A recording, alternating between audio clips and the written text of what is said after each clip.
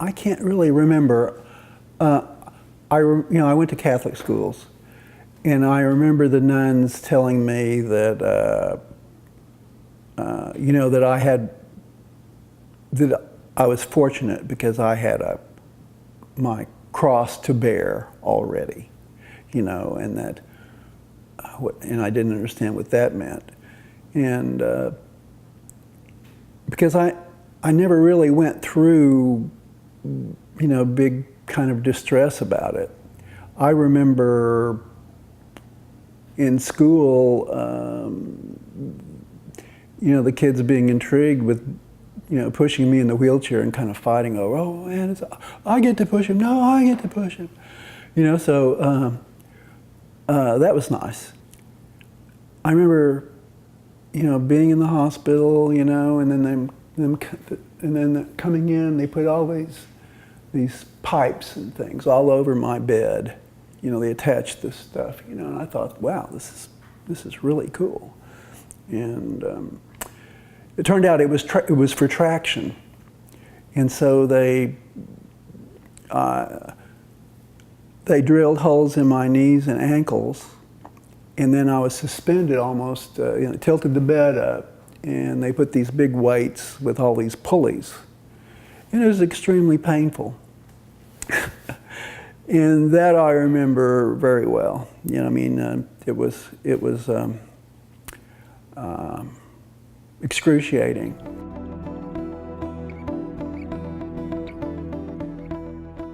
I've been very lucky.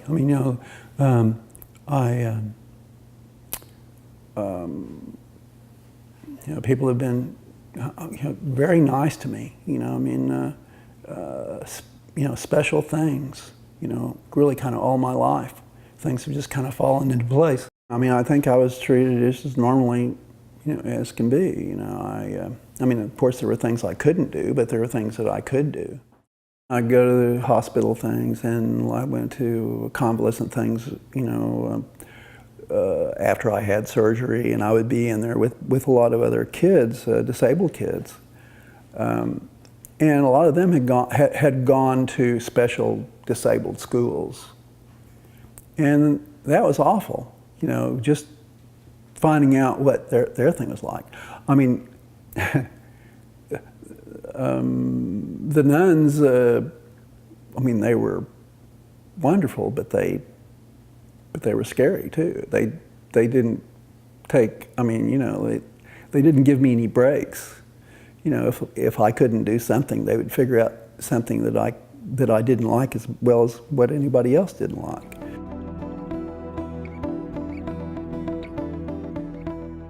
It was something that I was the boss of, totally in charge of. I've got my desk, and I've got my paper, and I've got my pencil or pen or whatever, and it's a blank piece of paper, and I can control exactly what happens on the whole thing, from start to finish. I sort of happened onto my whole technique thing from my physical abilities.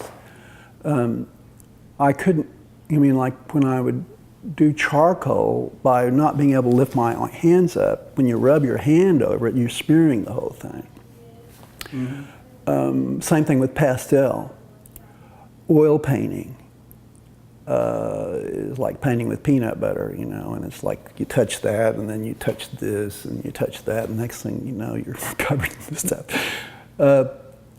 And so I quickly fell into the black and white ink drawing, because with a crow quill pen, and it dried very fast, and I could rub my hand over it.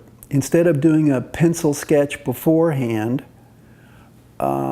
I never knew I was going to be an artist, really. I didn't really think of myself as an artist, even after I'd won national awards. I thought, I was a psychology major, like 97% of the people, undergraduates at OU when I was there.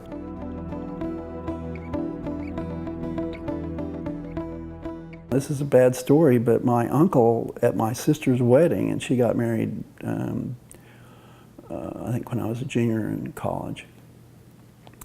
and he was here, and he worked for vocational rehabilitation in Minnesota, and he knew Mr. Rader here in Oklahoma City. And he said, you're wasting your time, get back to work, get your degree in psychology. I can get you on at vocational rehabilitation as a counselor, which is kind of, you know, and he said, once you work there for 6 months or so, they can't fire you.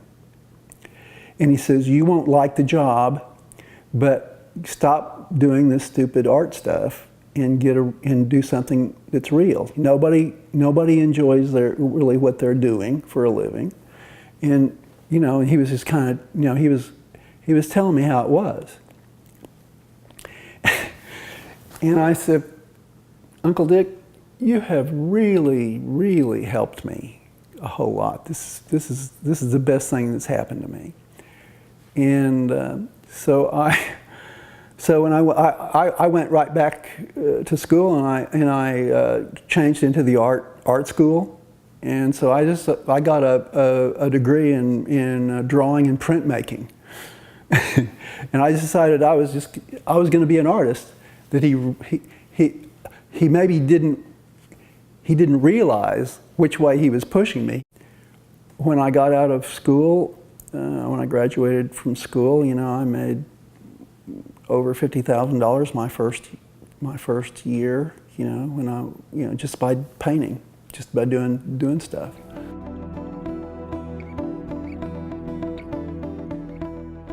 Well, it's still a mixed bag, I think. You know, there's still probably prejudice out there. You know, people don't say it. It's surprising. I think our culture shows its best when you accept as many people as possible. If for the most greedy thing of all is that something can happen to you, your particular self, and then you'll be in that position.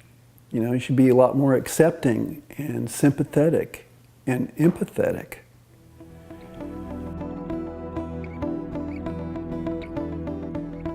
You have to be patient. You have to realize there are a lot of things you can't do, and maybe you have to change your attitude about it.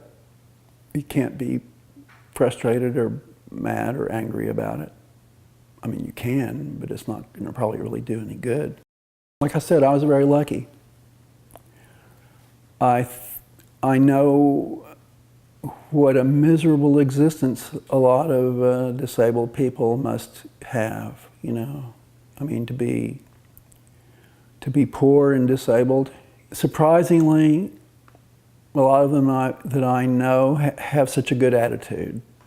You know, for some reason, you know, that helps you get through life, really. You have to have a good, positive attitude. You have to be able to realize that a lot of this stuff is just hilarious.